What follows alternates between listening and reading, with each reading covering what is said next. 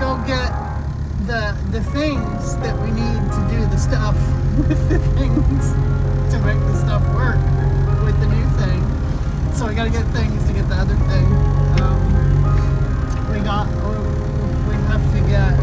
have to get hole saws to make a hole, obviously, and I want to see if they have a bigger size grommet, because I can't find my grommets because I guess they ran away with Wallace. I don't know.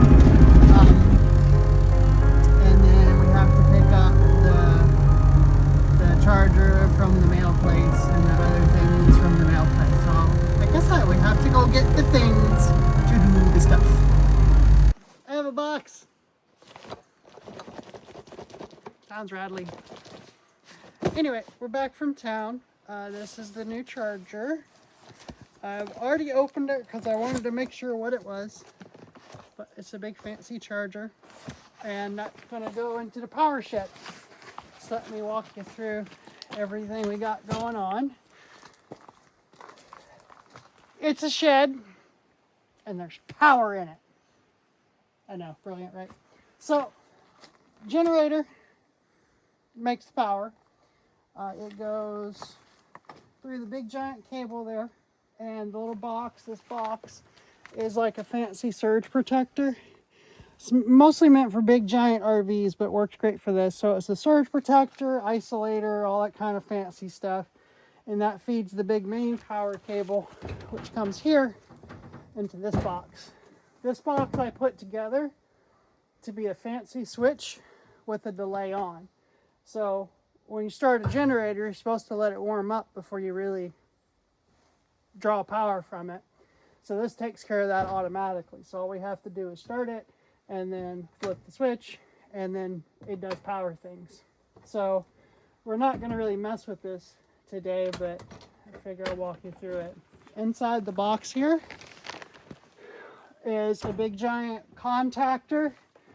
Same thing as a relay, but at a certain point they become called contactors because they have contacts in them. The power comes into one side and goes out the other side, and then whether or not this is engaged is controlled with the switch and this little timer. So all this circuit does is when it gets power and we turn the switch, it starts the timer, and the timer is set for like 5 minutes.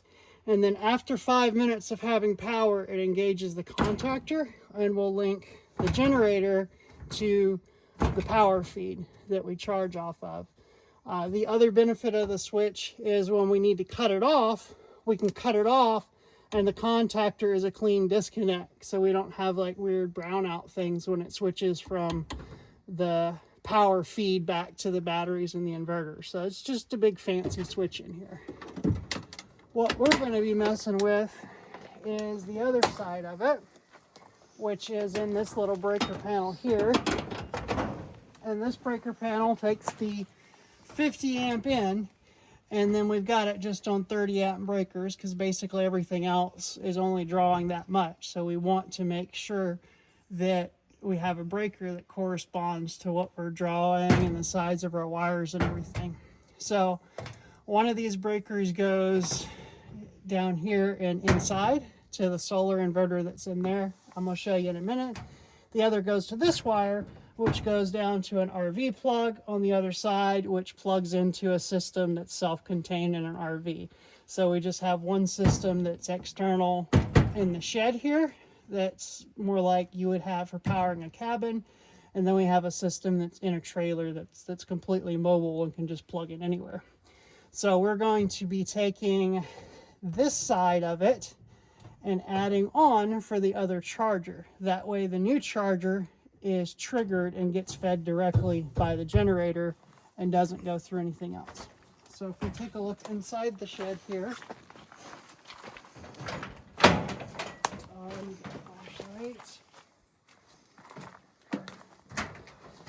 inside the shed here, we can see all the power stuff. So this is the solar inverter charger.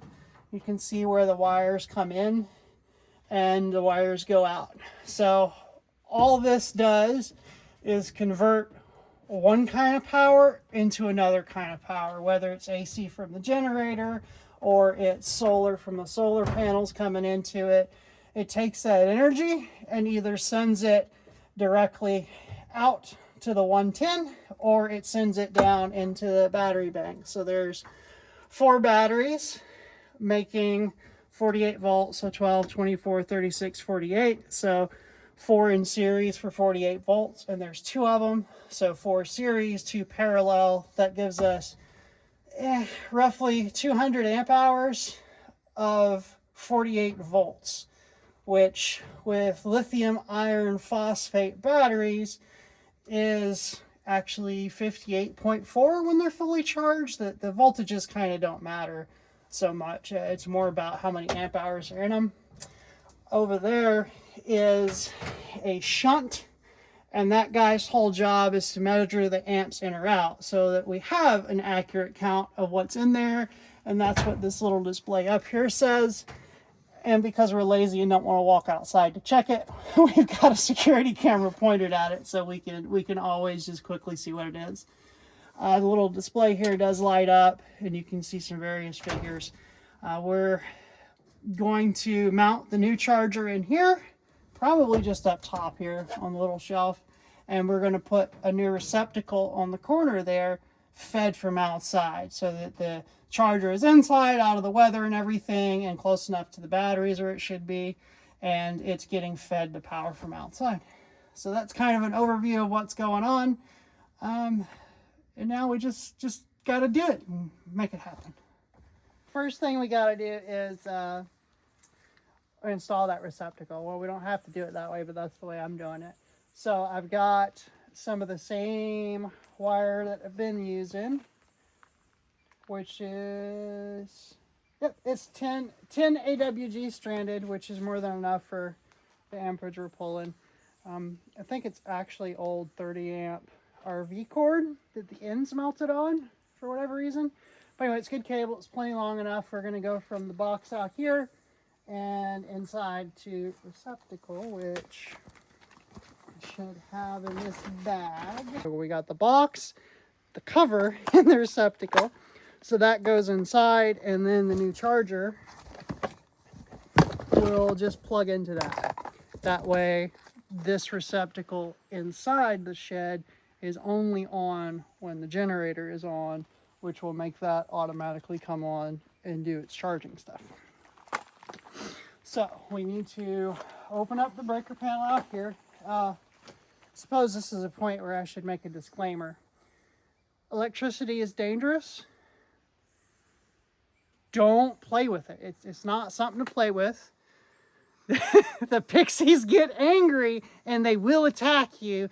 And if you're in the middle of the woods, it's not really great for getting emergency medical care. Now, I did all this, so I know what's live and what's not, but you guys don't know that. So everything outside right now has no power. There's no way for it to have any power because the generator is off.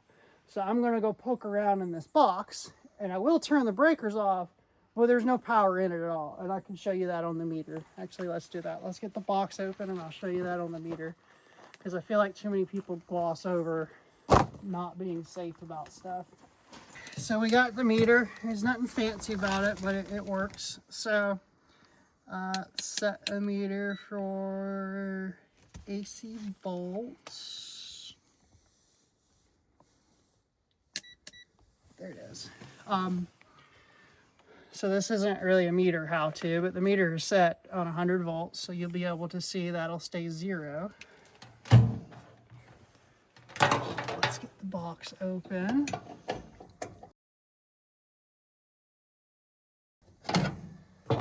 Now, what I just did would be perfectly safe if this was live. I've not interfaced with anything that's got pixies in it. It's just the cover, the box is grounded, and touching this isn't going to do anything. All the stuff in here, though, you don't want to touch.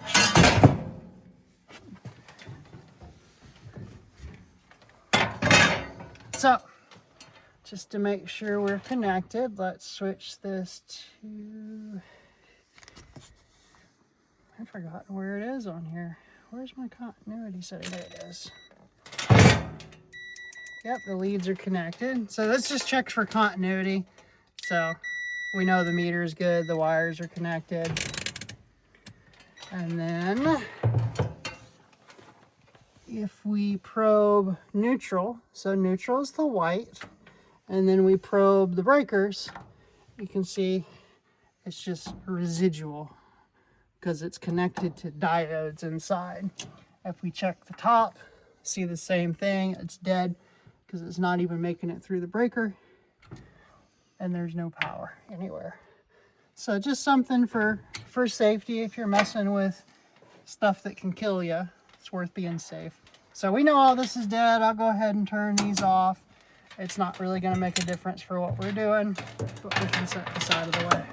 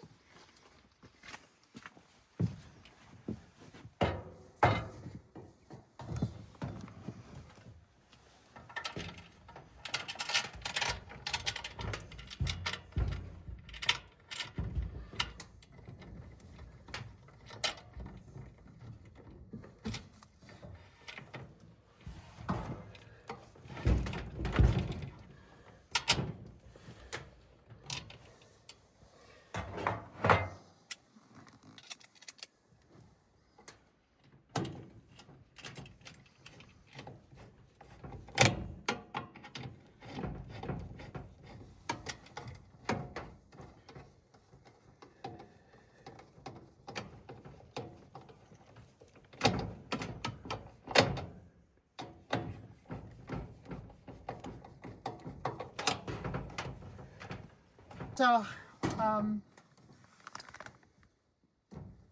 fuck, I forgot what this is even called. So the clampy thingy, I can't think of the proper name of right now. I'm going to change that to one of these watertight ones, because like they're better for this stuff being outside. It just keeps moisture off of it.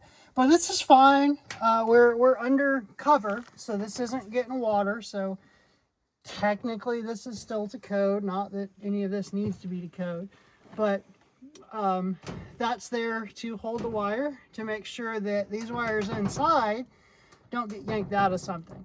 You know, say we're over here messing with the generator and we catch one of these, like, yes, this makes the hole look pretty, but these are meant to secure the cable. This is meant to be strain relief, so if something snags this, it doesn't rip the cable or pull the wires out of the breaker or anything.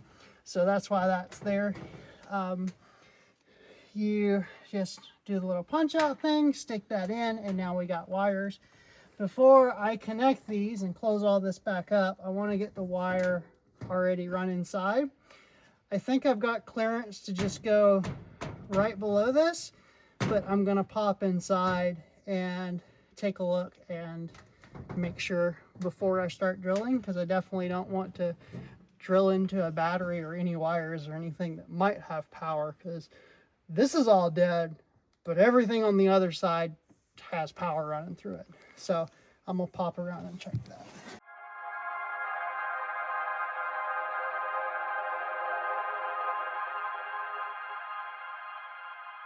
Okay, so we're back inside of the shed here.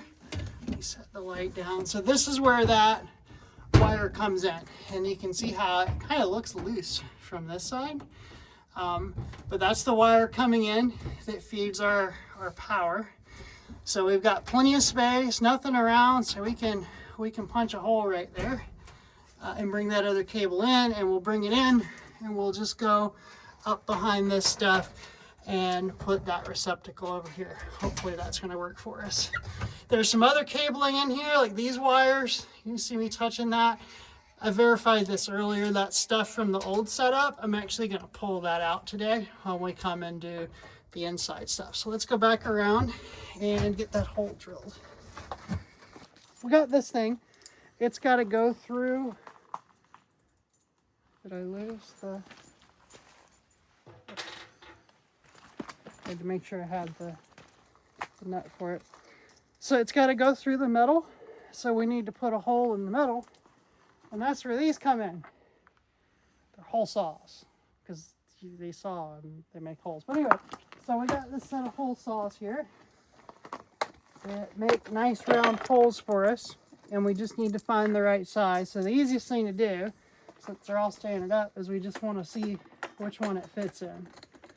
So yeah, that's probably too big, because like if you go too big, then your nut's not going to work. We need one that fits really close. So if we go down a size, we can see that almost fits on there, but it's going to eat metal up to the teeth. So if I can get my hands to cooperate, if it eats metal all the way to the teeth, we see it'll still engage on the lip and everything. So we could go a little smaller if we had a little smaller one, but stepping down would make it too small. And the one bad thing about hole saws or cutting round holes is once you have a hole there, it's really hard to make it bigger. Like, it's impossible to make it smaller, but it's hard to make it bigger because the way these work is they use a drill bit as a pilot hole. So you put this in the center. So for the hole saw, it's three pieces. It's a bunch of pieces. So you've got the drill bit part, and this is what goes into the drill. But this threads onto the actual hole saw. And it doesn't even have to be tight because of the way you're turning it. But the drill bit is what you use to center it and locate it. So you can imagine if you already have a hole in the metal and you want to make it bigger, like that there's no drill bit spot to guide it, and it like wobbles. So it's real important with hole saws to make sure you get the right size to begin with. Otherwise, you do have to do a whole bunch of shenanigans with clamps and wood and everything else to try and get it bigger, or you just end up butchering it and making it work. So we got the right size hole saw, and we know it's going to work. So now we just need to drill the hole. So let's grab our drill.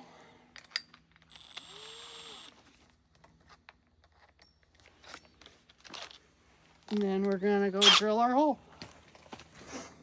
Okay, we already checked inside, so we know there's plenty of space. So we're just going to come down a little bit just to make it easy on ourselves. And we're going to punch a hole.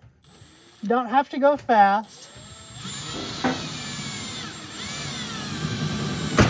Okay, so that was just the drill bit going through. So you can see we got the hole now. That's what's actually locating the saw. So with that there, it's not going anywhere. But you can imagine that if it's a big hole, and I'll show you in a second, without that, you got no location to make your hole. So let me drill this out.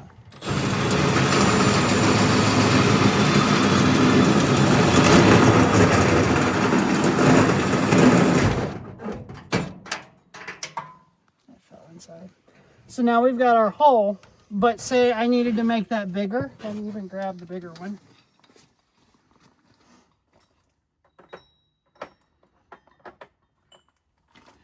If I just needed to make that just a little bigger, you can see it's not that much bigger, but now there's no way to center it. So that would just wobble all over the place. It wouldn't work. So hole saws, great tools, but you got to do it right the first time. Just put that thingy or another one of those thingies over here that I was showing you the hole for. It's just kind of awkward to do it one-handed by yourself. It's not hugely tight. Like I said, both of these are getting replaced. Right now, they're mostly serving as protection so that the wire doesn't get sliced by the metal.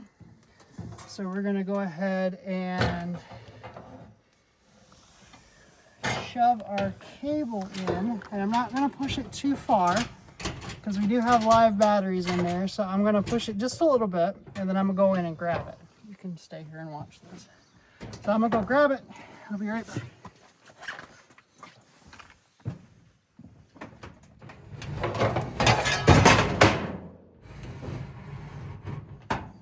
I mostly did that because I didn't want those bare wires hitting the battery terminals in there. But we're just going to make sure we've got a good bit of slack here. And then we're going to tighten this down.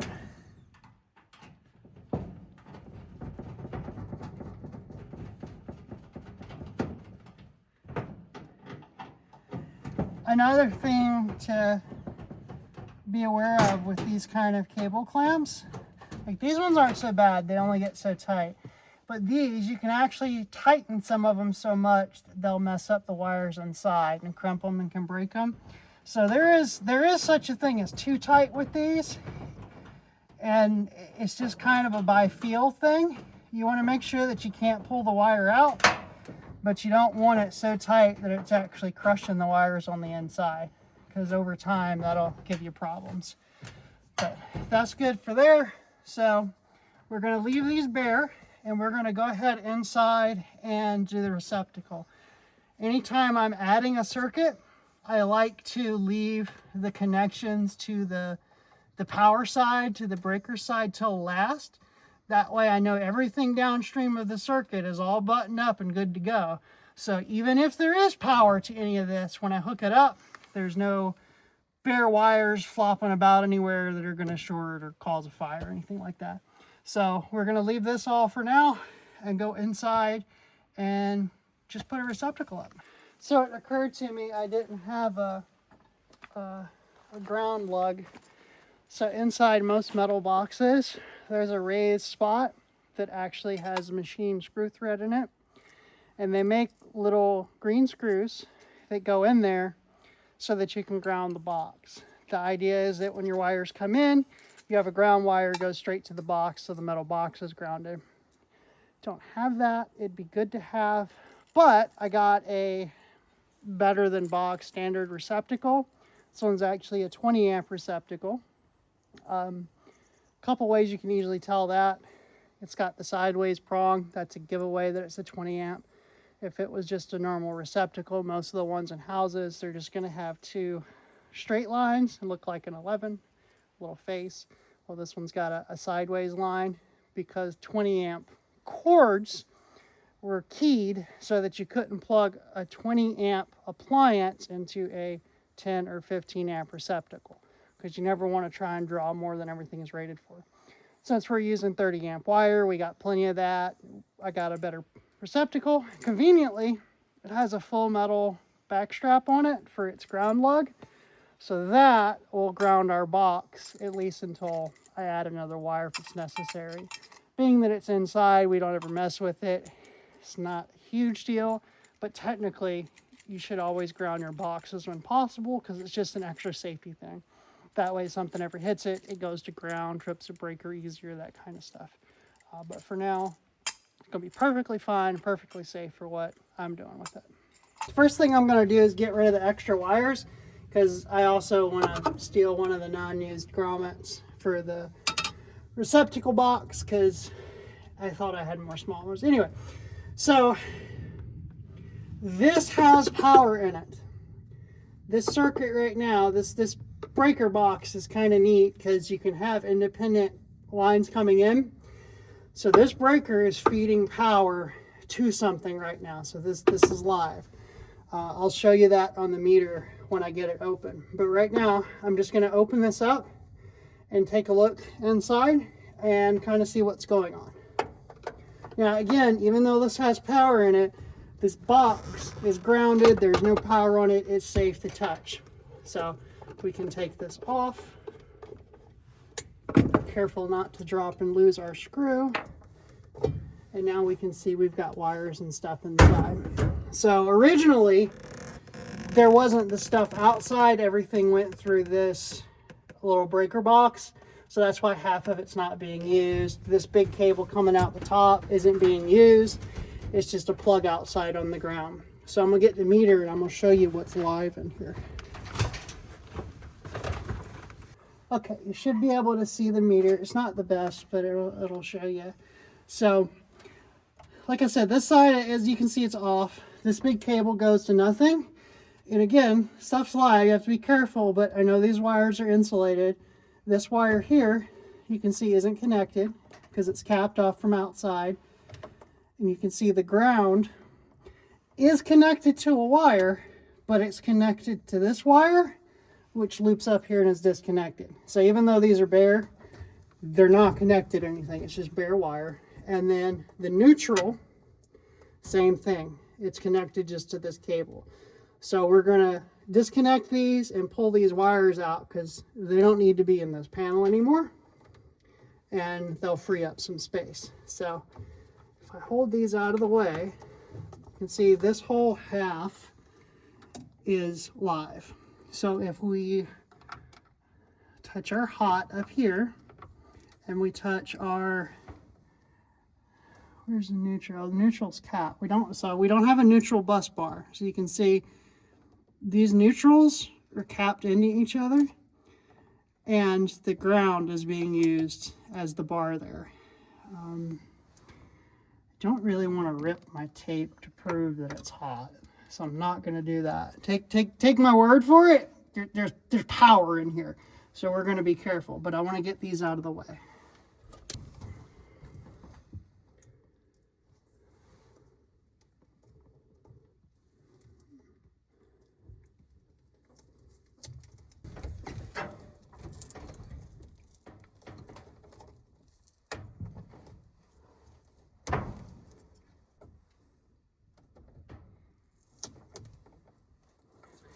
Now this breaker box has absolutely nothing to do with adding the receptacle with the wire outside. It's purely, I'm here and I want to tidy it up and I need that bracket.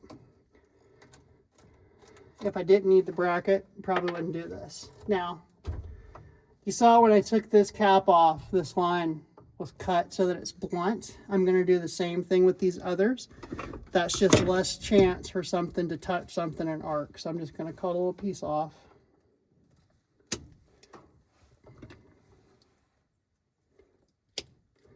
That just makes it a little safer pulling it out. Get this nut off. Do the same thing with the neutrals here.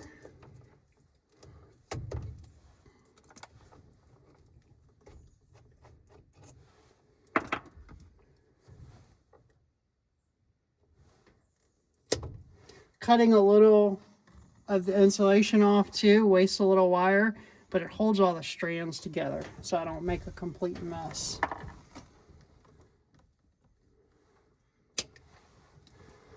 Those disconnected, we've got those disconnected. Now we've got the hots left. So what we can do is we can actually pull the whole breaker out. So with this style of breaker, we're just going to grab it and pull it. And now that breaker is disconnected, you can see the old hot wire came in there and went to that prong. And that prong is what the breaker touches. That's how the breaker gets its power in. It does magic stuff in here and your load comes out the other side. So this would be whatever is being powered. And we're just going to take this off. You can a lot of times take wires off of breakers when they're in the panel, but this one's simple enough to get off that just made it a little easier. We're going to cut our wire. And now with the breaker out and the wire out, we can see the nut on this to loosen it up. So we're going to take our flathead. We're going to be very careful because we know we've got power in here. See this. So you can see in there, it's like a castle nut. Let's see if I can get a good angle. You can see it's a castle nut and has little prongs, and all you're doing is using the flathead on one of those prongs, and then we're going to hit it, and that's going to loosen it up.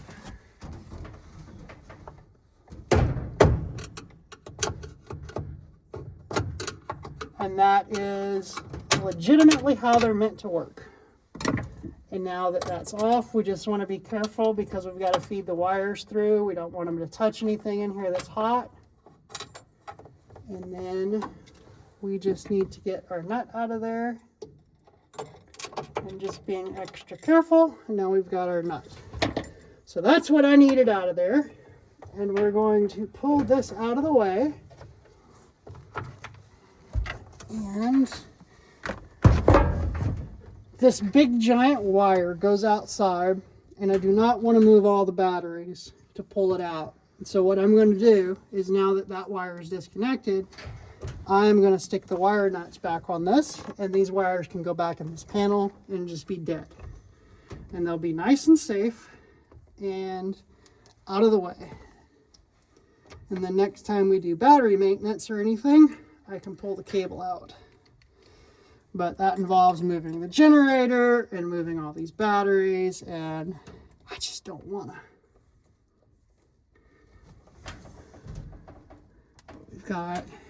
We've got these caps. They're not going anywhere. They're not going to short anything. We're going to stick the breaker back in because this doesn't have a lid. If this had a lid like the outside one, I wouldn't care so much, but we don't want to leave that hole there. So we're going to stick the breaker back in, and then we can put these wires back over here, being careful not to touch anything, and the lid can go back on. Get our little screw here.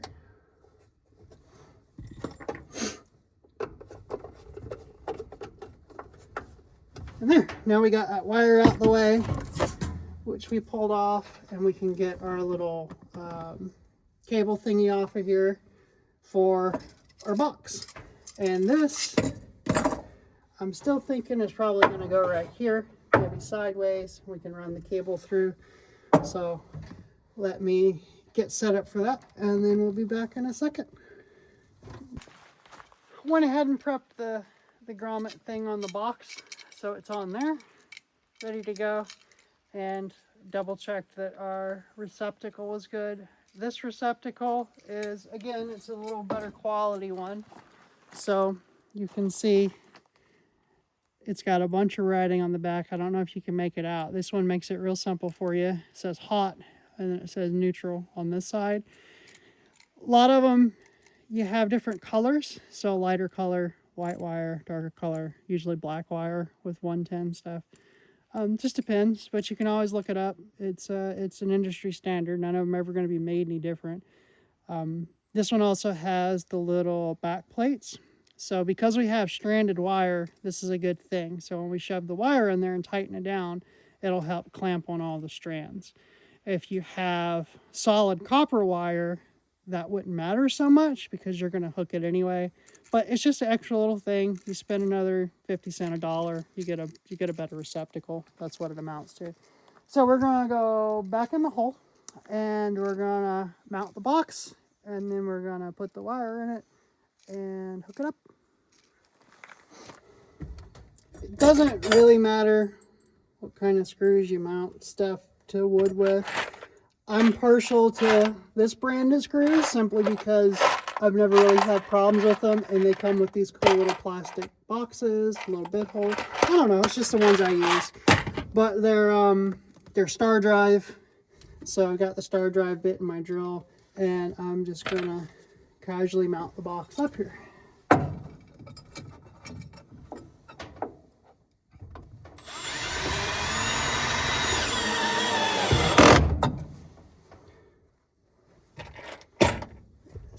I knew I pulled two out.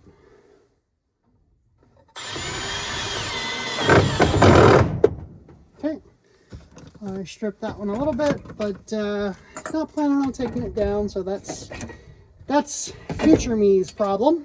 Let's get our wire coming from outside. Big wire here. And we're just gonna run it up the back.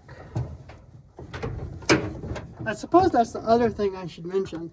There's a bunch of different voltages and stuff going on in here. It's very much a mixed power barn.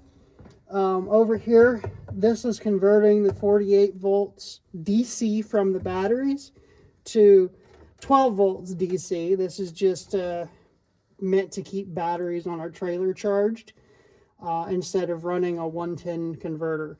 Like we already have power here. This is just the more efficient way to get a trickle charge into batteries that are powering 12 volt lights and stuff. So that's 12 volt, 48 volt. These are from the solar panels. Depends on how much sun they're getting to what power comes through here. It can be over 100 volts. Depends on the amps. Just solar panels are just different like that. So those are solar power wires. That's 110, and then these black ones down here are for the battery. So there's a bunch of different power going on in here, and we're just kind of messing with the 110 stuff right now. So I got my wire looped the way I want it. I've got some extra slack there, and then we're going to go into the box about there, and I'm going to wait to cut the excess off. So let's go ahead and get this in there. These are annoying me. I'm tired of being annoyed by them.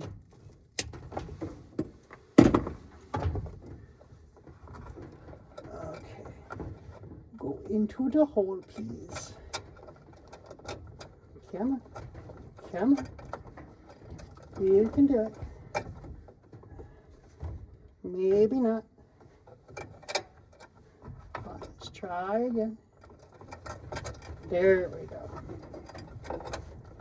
Get in your hole. Well, if that wasn't annoying for no apparent reason.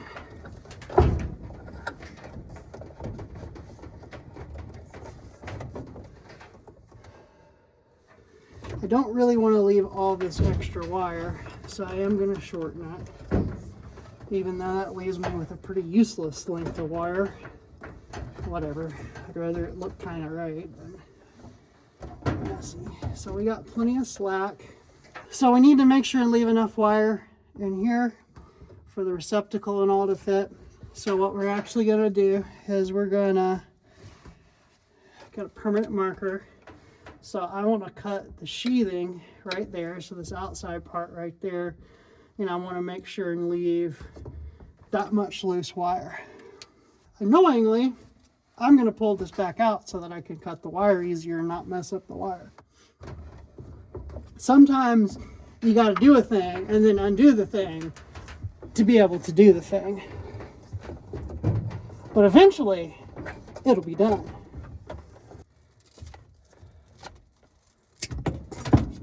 Bye-bye. And then we need to strip it here. There's a few different ways to do this. They make tools to do this. What I'm going to do is do it probably not the best way, but I'm just going to use the cutting jaws on my wire cutters and just score that edge, and then I can bend it, and then I can score it somewhere. Actually, I'm going to go get a knife. I'm going to go get the right thing. I'll be back in a second. Doing it this way, you have to be careful. It's real easy to go through the insulation and into the insulation of the actual wire. So I'm just going to score it very easily. And I'm going to keep tension on the wire because that'll let me just run the blade, and then it should bust it free.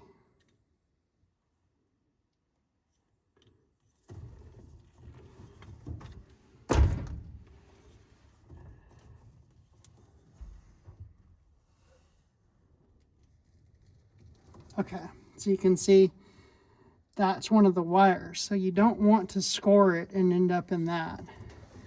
So I'm just being careful so that I only cut the outermost insulation.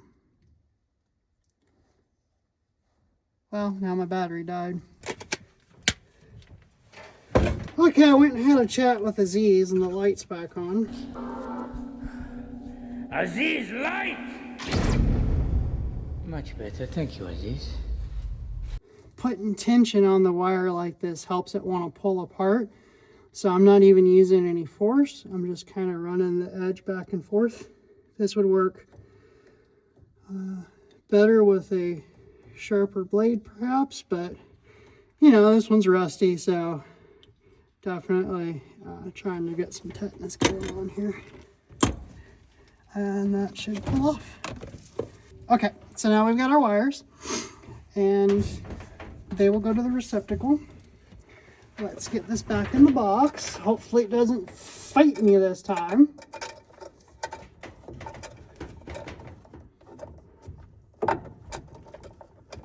I'm going to pull it through a little extra for right now, just so it's easier to work on the receptacle. All right, now we need to strip these appropriately.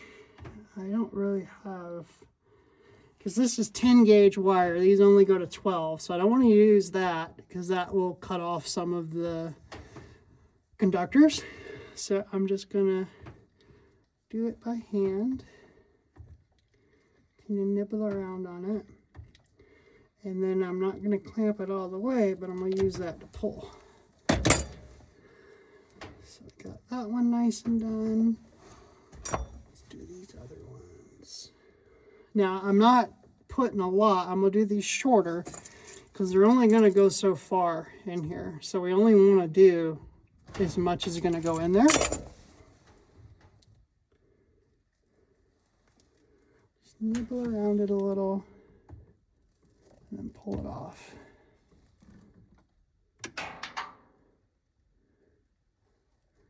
Nibble around a little and pull it off. Okay, so this is our hot side. So 110 stuff black is your hot wire. And let's twist these. Stick it in here. And then tighten it down.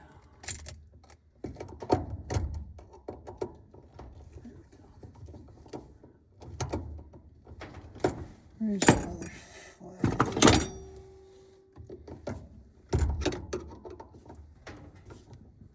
Okay, hot wire is done. Ground, I'm actually going to take a little more off the ground so I can loop it.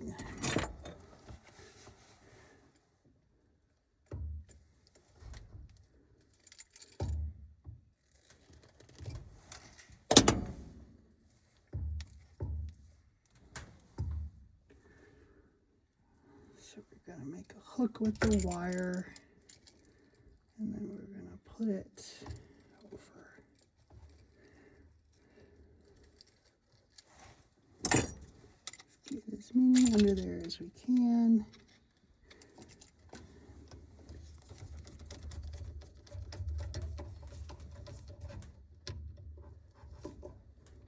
Okay, and then we can do the neutral.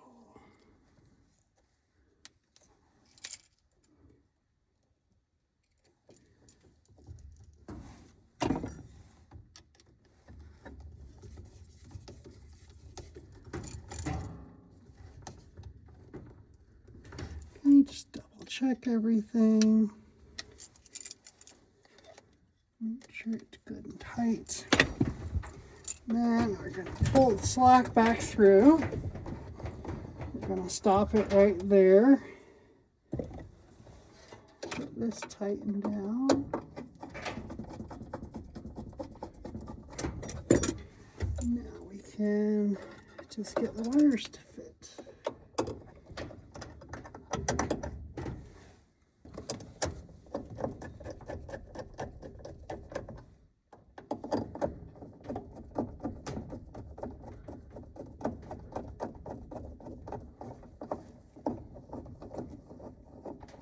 And we've got our cover plate.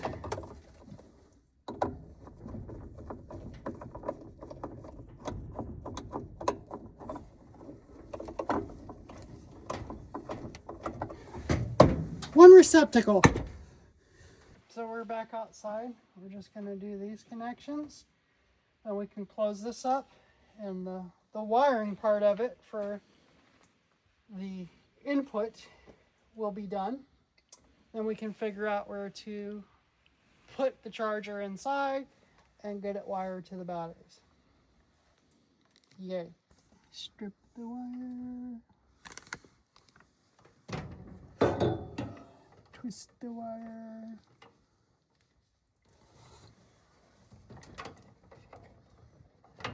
Carefully, with the precision of a brain surgeon, shove the wire in the hole.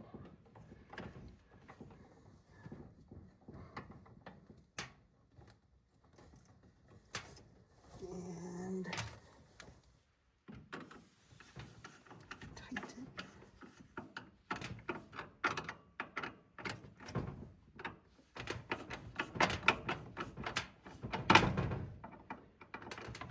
No, we're 33.333333333333%.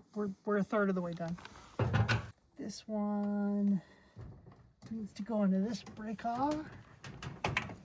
Control breaker.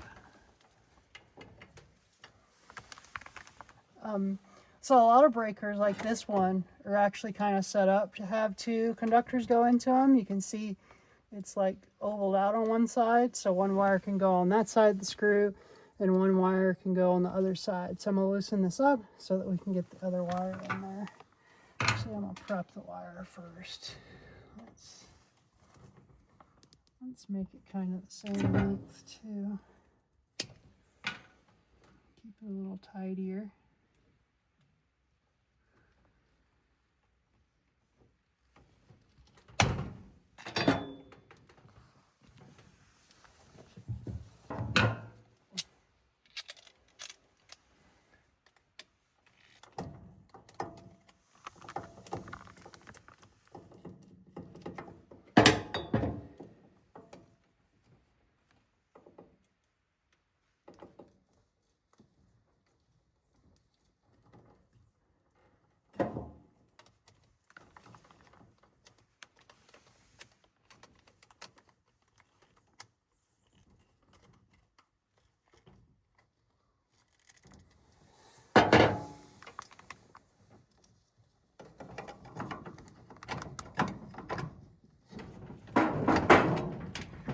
Okay, that's the hot wire. Now we can freak out about how the ground isn't going to work because there's too many wires in the ground. And I think that's the biggest. So what I'm probably going to do, what should I do? What would be the best thing to do? Be a jumper wire, right? Okay, let me grab a piece of wire. And we're just going to make a jumper. We're going to come from, so we're going to come from this green wire. See, this one's got a little more space. I'm going to come from this green wire into a wire nut. And we're going to jumper the wires together.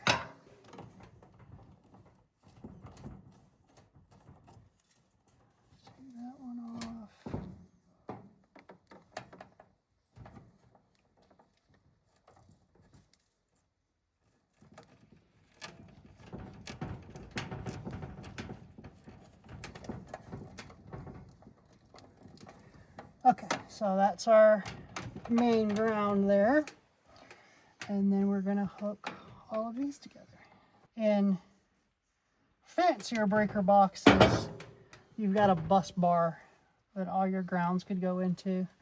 I think you can actually add one in this, but it's not that big of a deal. We're just gonna make us a big ground loop. And wire.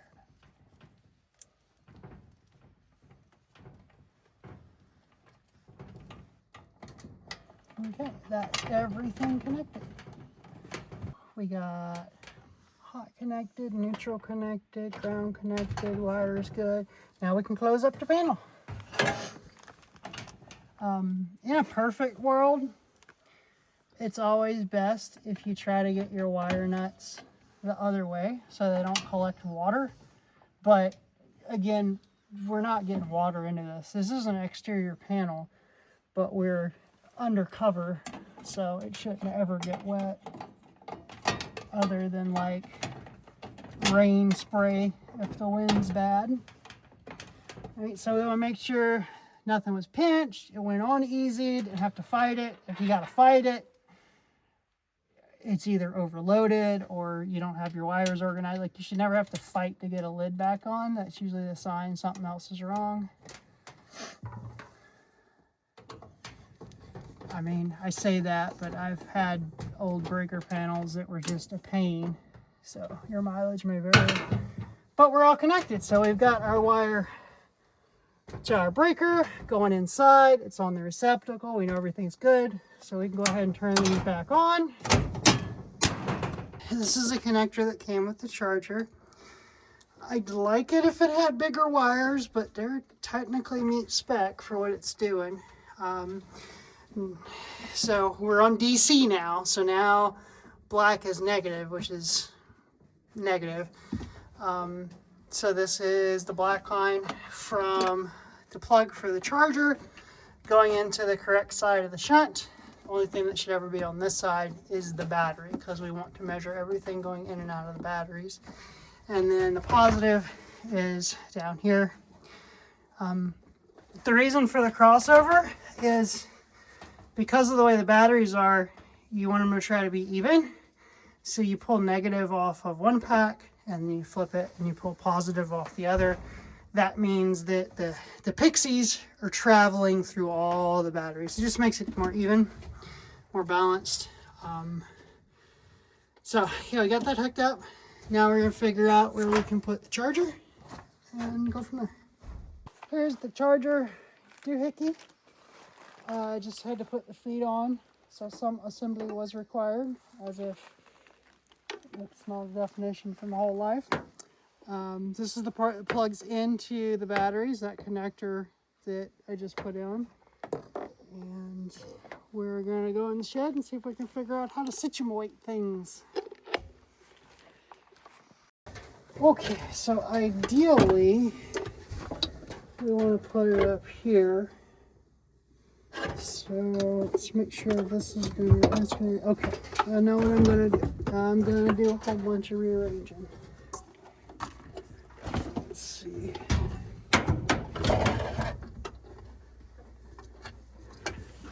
What I'm trying to do is figure out how I can get both displays to the camera so we can see both screens.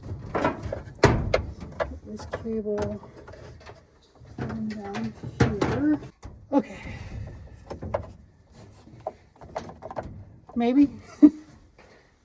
Plug this in. And let's make sure this is going to reach.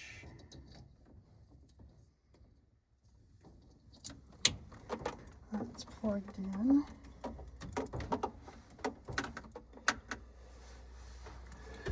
Okay, we need to secure this with a couple of screws.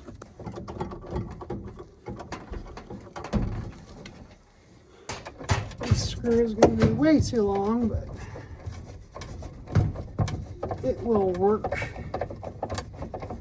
And that's what's important. But there we go, it's installed. Power we added comes into it and then comes out of it down here and into the batteries. And we should be able to see that charge on our little display here. Okay, generator time to turn on. Turn these back on, right? Those are on, that's off.